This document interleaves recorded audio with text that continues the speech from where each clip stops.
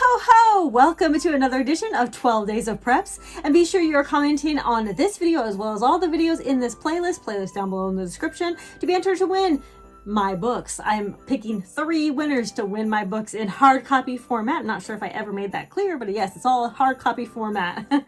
So let's go ahead and quickly dive into a video that I made for Instagram. So this is a reel that I made for Instagram that's talking about car preps, and I think that it covers so much good information that about what you could keep in your car and how I'm keeping it. A lot of people, before I show this, I'm just going to preface this by saying that a lot of people, when I tell them all this stuff to put in their car, they're like, yeah, and I just need another car to put in there. Well, as you can see from the video that I'm about to show you, you don't need another car. You don't need a huge car. You don't need that much space. There's so much space and availability in the car you have now. I promise. Okay, so watch it. When we're thinking about a car kit, you have to think about the situations you could potentially be in. Like, where do you travel often? Who are you with? Your kids, your pets, your dog? How far away are things?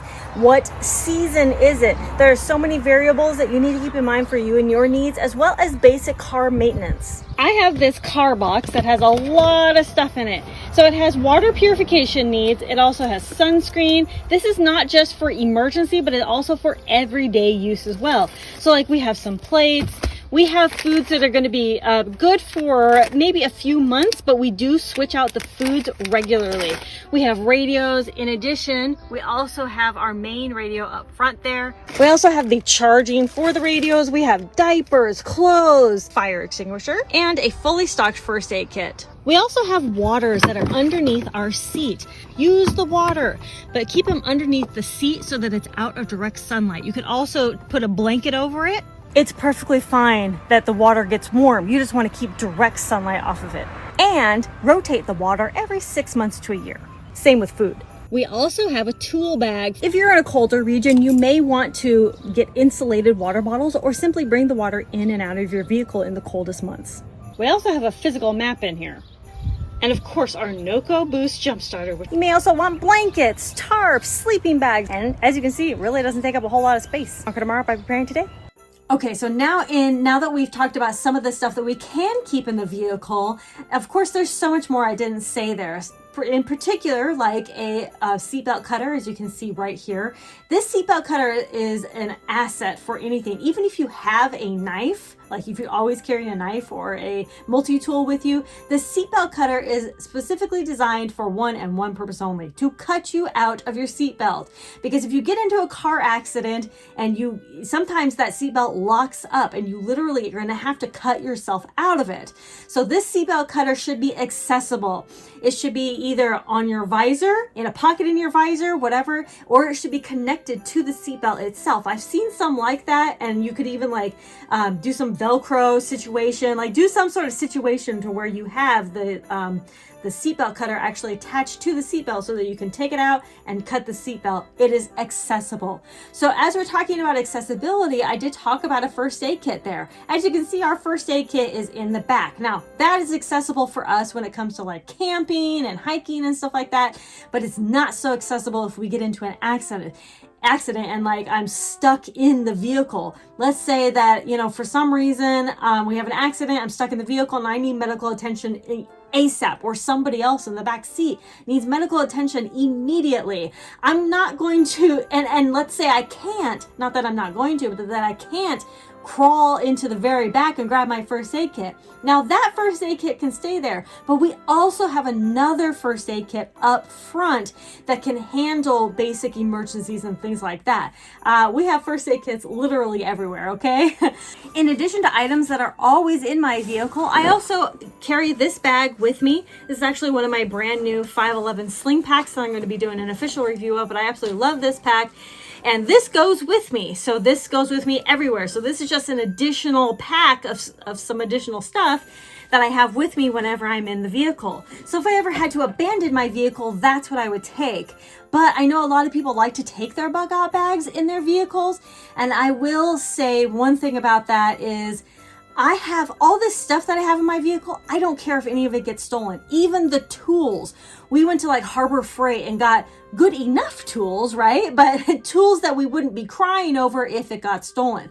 These tools are perfectly fine to work with, but they were just cheaper than like DeWalt or something like that, right? Like I'm not going to be leaving that in my vehicle, but everything that I have in my vehicle, I don't care if it gets stolen. So somebody does break in and takes my bottles of water and our Harbor Freight tools and things like that, they're replaceable. Now, of course, things are replaceable no matter what, right? They're just things.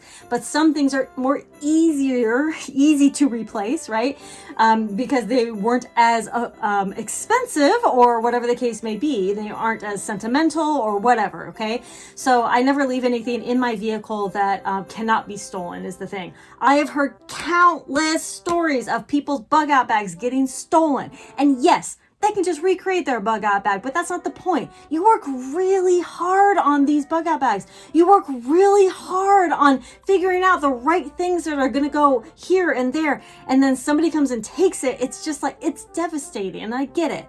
And so just keep that in mind. If you are going to keep whatever you have in your vehicle, just know that there is the potential that it could one day get stolen. Even if you have a cover with blankets and all that, you never know, right? That's my personal opinion. You do what you feel is best. You want to keep your get home bag or bug out bag or just an everyday carry bag in your vehicle with just some additional items in it that maybe you wouldn't care if it gets stolen, or maybe you would, or whatever. That's on you. That's up to you. That's a personal decision of your own. That's just something that I thought I would bring up.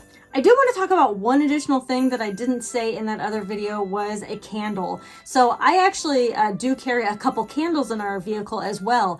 I did a test a while ago, this really old video right here, where I actually had a candle in the vehicle and I was pretending to be like stranded in my vehicle, and I had like a blanket and I had a candle, and I lit the candle and actually did raise the temperature of the car just a little bit. It kept me a little bit warmer. It was nice to have that little tiny flame, you know, the little bit of warmth right there. Whether it made the entire car warmer or just me warmer, I'm not sure. I don't have the scientific evidence to back any of that up, but you know, I do remember that at least I had that little bit of warmth, you know, close to my body, so that I had a little bit of flame around me to keep me just slightly warmer. And of course, if you do live in colder areas or warmer areas, things are going to be a little different. Right now, at the time of making this video, it is winter. So you're going to have to be thinking about your winter preps, additional preps. I have links down below for winter car preps that you can go check that out.